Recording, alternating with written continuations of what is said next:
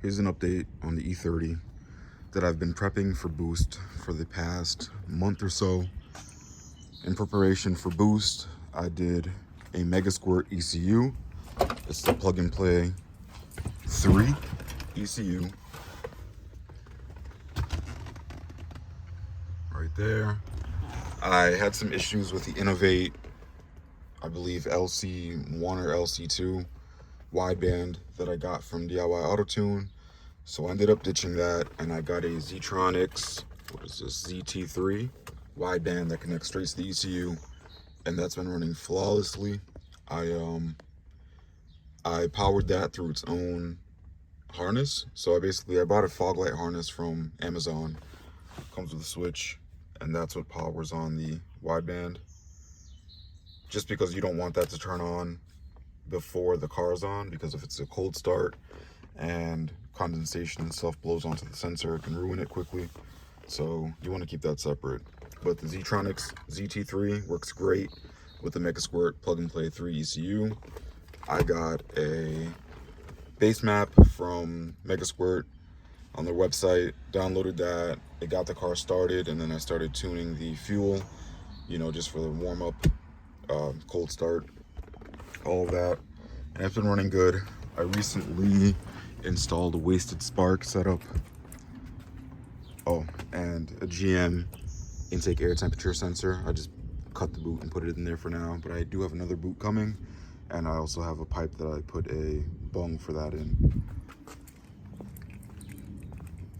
But I have the quad spark wasted spark setup, and it was pretty simple to install. It's 3 wires that go to the ECU. Just have to look up the pinning on the ECU and the auxiliary port, and the quad spark here plugs straight into this. I can run this down if anybody's actually interested. And I had to do the test fire on the ECU to figure out which coils were where. This is just what worked for me. 1 6, 5 and 2, 4 and 3. Power on the bottom right here. Pink on the bottom left. White top left. Green top right. Other than that, it's running good. These are stock wires that I cut the ends off and put these Amazon ends onto. And other than that, it's been good. Got rid of the distributor, obviously, because it's wasted spark. And I've been working on getting the idle right. It drives decent. It doesn't feel any more powerful than it did NA with everything stock, all the electronics. But it does feel a little more peppy. I am going to be boosting it hopefully this week. I have the turbo. I'm modding a manifold. I'm gonna make my own exhaust. And yeah, I'm gonna see what I can push with this thing. All right, so let me let it idle for you. Took a couple days to figure out the dead timing on the injectors. I put 80-pound injectors in, and I think I got them decently dialed in.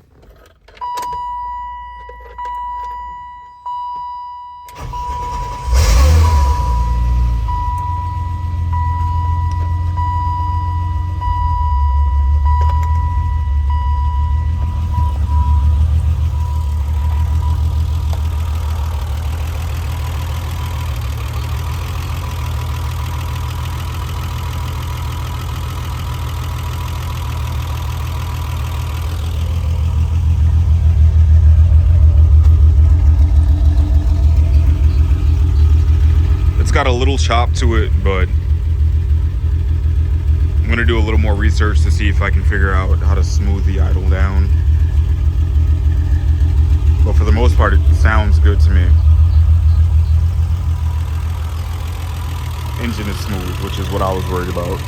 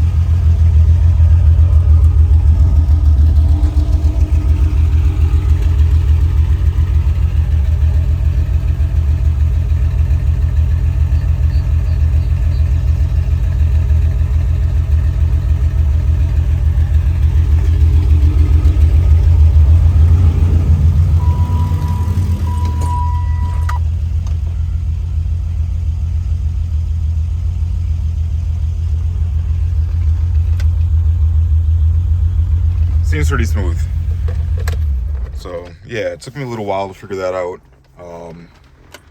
I thought that these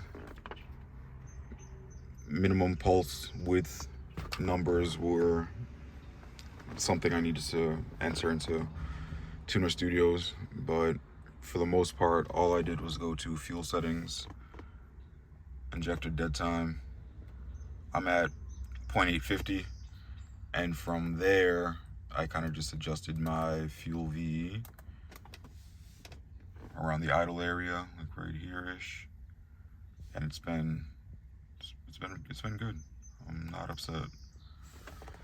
So, like I said, I will be throwing a turbo kit together for this thing this week, and I just wanted everything fuel-wise to be set up already, and have it run decently NA on the standalone ECU, just so I didn't have to fight that with an added turbo kit.